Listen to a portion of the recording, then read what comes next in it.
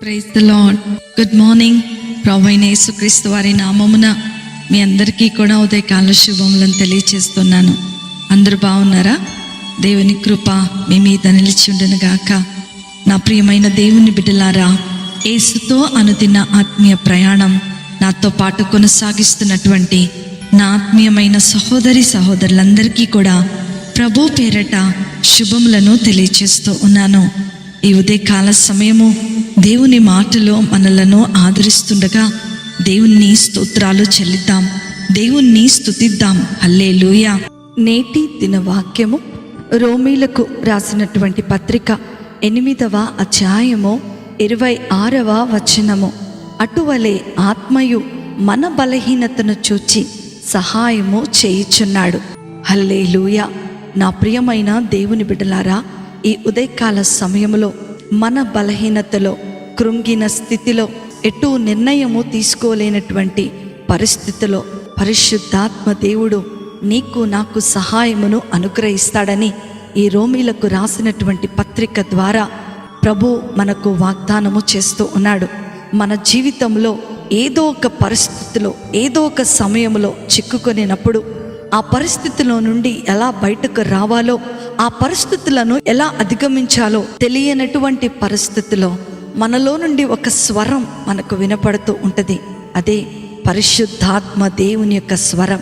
పరిశుద్ధాత్మ దేవుని ద్వారా ఆ పరిస్థితిలో నుండి బయటకు వచ్చేటువంటి మార్గము తెలియపరచబడుతూ ఉంటుందని ఈ వాక్యం యొక్క సారాంశముగా ఉంది. ఈ వాగ్దానము ద్వారా మన గృహములలో గొప్ప నిరీక్షణను ప్రభువు అనుగ్రహిస్తూ ఉన్నాడు. కాబట్టి ఏ పరిస్థితిని గురించి చింతించక, నువ్వెదుర్కొంటున్నటువంటి ఎలాంటి క్లిష్టమైన పరిస్థితులను బట్టి కన్నీళ్లు విడవక దేవుని యందు నిరీక్షణ ఉంచినట్లయితే ఆయన ఎల్లప్పుడూ కూడా మనకు సహాయము చేస్తాడని ఈ వాగ్దానము మనకు ధైర్యాన్ని అనుగ్రహిస్తూ ఉంది. ఎల్లప్పుడూ మనతో ఉంటానని ఆయన వాగ్దానం చేశాడు. పరిశుద్ధాత్మ దేవుడు మన బలహీనతలో మనకు సహాయము చేస్తాడు. ఈరోజు మీరు పరీక్షకు వెళ్తున్నారా? లేదంటే ఉద్యోగ నిమిత్తమై ఇంటర్వ్యూకు హాజరవ్వాల్సుకునే పరిస్థితి వస్తుందా? తినటానికి కుటుంబ పోషణ కష్టంగా ఉన్నట్లయితే ఆ పరిస్థితిలో నుండి ఎలా బయటకు రావాలో, ఆ పరిస్థితులను ఎలా అధిగమించాలో పరిశుద్ధాత్మ దేవుడు మనకు బోధించి నడిపిస్తాడని ఈ వాగ్దానము మనకు ధైర్యాన్ని అనుగ్రహిస్తూ ఉంది. నా ప్రియమైన దేవుని బిడ్డలారా, మనము బయటకు రాలేము, ఈ పరిస్థితుల్లో ఇంతే, మేము ఇంకా ఇందులో మగ్గిపోవాల్సిందే, ఈ క్లిష్టమైన పరిస్థితిలో నుండి బయటకు వచ్చే మార్గమే లేదు అని మీరు నిరుత్సాహపడక పరిశుద్ధాత్మ దేవునితో చక్కటి సహవాసాన్ని అనుదినము మనము కలిగి ఉన్నట్లయితే ఆయన ఖచ్చితంగా మనకు సహాయము చేస్తాడు. కొన్ని సందర్భాలలో అప్పుల్లో కూరుకుపోయినట్లుగా అనిపిస్తూ ఉంటుంది. కుటుంబ సమస్యలు మనలను మనశ్శాంతి లేకుండా చేస్తూ ఉంటాయి. కానీ ఈ ఉదయమున నీ పరిస్థితిలో పరిశుద్ధాత్మ దేవుడు నీకు తప్పక సహాయము చేస్తాడు. ఆ చిక్కుల నుండి బయటకు రావటానికి ఆయన మీకు శక్తిని దయచేస్తాడని దేవుని యొక్క వాక్యము సెలవిస్తూ ఉంది. యేసు ప్రభువారు ఈ భూమిని విడిచిపెట్టేటువంటి సమయం వచ్చినప్పుడు శిష్యులందరూ కూడా చింతిస్తూ కలవరపడుతున్నట్లుగా యేసు ప్రభువారు తన హృదయమందు గ్రహించి వారితో ఒక మాట చెప్తూ ఉన్నాడు. నేను విడిచి వెళ్ళవలసిన పరిస్థితి వచ్చింది, కానీ పరిశుద్ధాత్మ అను ఆదరణకర్తను మీ యొద్దకు పంపుతున్నాను అని ఆయన తెలియజేసి ఉన్నాడు. ఈరోజు దేవుడు శిష్యులకు చేసినటువంటి వాగ్దానము కన్నీటితో ప్రార్థన చేస్తూ కుటుంబ సమస్యలతో నలిగిపోతున్న ప్రతి ఒక్కరికి కూడా ఈ సందేశాన్ని అందిస్తూ ఉన్నాడు. నా ప్రియమైన దేవుని బిడ్డలారా, ప్రభు శిష్యుల వలె నేడు ఈ వాక్యం వింటున్నటువంటి మీరు కూడా ఆయన బలాన్ని పొందేందుకు తన పరిశుద్ధాత్మతో నింపబడాలి. మీలో పరిశుద్ధాత్మ ఉన్నప్పుడు ప్రతి అడుగు ఎంతో సులువుగా మారిపోతుంటుంది.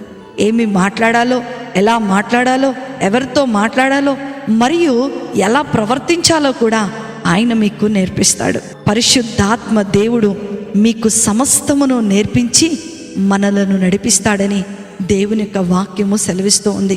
అందుకనే కీర్తనకారుడు 46వ దావీదు కీర్తన 1వ చరణంలో దేవుడు మనకు ఆశ్రయమును దుర్గమునై ఉన్నాడు, ఆపత్కాలమందు ఆయన నమ్ముకొనదగిన సహాయకుడు అని రచిస్తూ ఉన్నాడు. నా ప్రియమైన దేవుని బిడ్డలారా, ఈరోజు ప్రభు మీకు సహాయం చేయబోతున్నాడు. అంత మాత్రమే కాదు, మీ బలహీనతలో ఆయన ఆత్మ మీకు బలముగా మారిపోతుంది. నేడు ఎన్నో సమస్యల ద్వారా మీరు ప్రార్థించలేని స్థితిలో బలహీనంగా ఉన్నట్లయితే చింతించకండి. ఆయన మీ బలహీనతను చూచి సహాయం చేయబోతున్నాడు. కాబట్టి నా ప్రియమైన దేవుని బిడ్డలారా, అనుదినము అనుక్షణము కూడా పరిశుద్ధాత్మ దేవునితో సహవాసాన్ని కలిగి ఉంటూ ఆయన ఎలా మనకు ఆలోచనను అనుగ్రహిస్తే ఆయన ఆలోచన ప్రకారము, ఆయన నడిపింపు ప్రకారము మనము నడిచినట్లయితే గొప్ప విజయాలను మన జీవితంలో పొందుకోబోతున్నాం.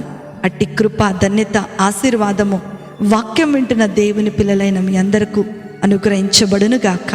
ఆమేన్. ప్రార్థన చేసుకుందామా? మమ్మలను మిక్కిలిగా ప్రేమించిన మా ప్రియ పరలోకపు తండ్రి, మీకున్నతమైన ఘనమైన నామమును బట్టి మీకు వందనాలు. మా బలహీనతలో మాకు సహాయము చేయుచున్న దేవా, మీకు స్తోత్రాలు. ఎల్లప్పుడూ కూడా పరిశుద్ధాత్మ దేవా, మీతో సహవాసాన్ని కలిగి ఉండేటువంటి జీవితాలను మీరు మాకు అనుగ్రహించండి.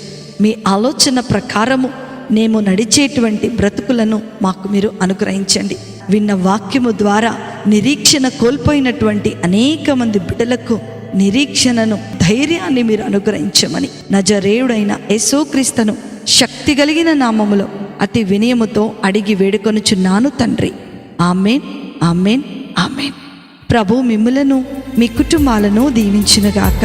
ప్రేమతో మీ సహోదరి శిల్పా జోసెఫ్.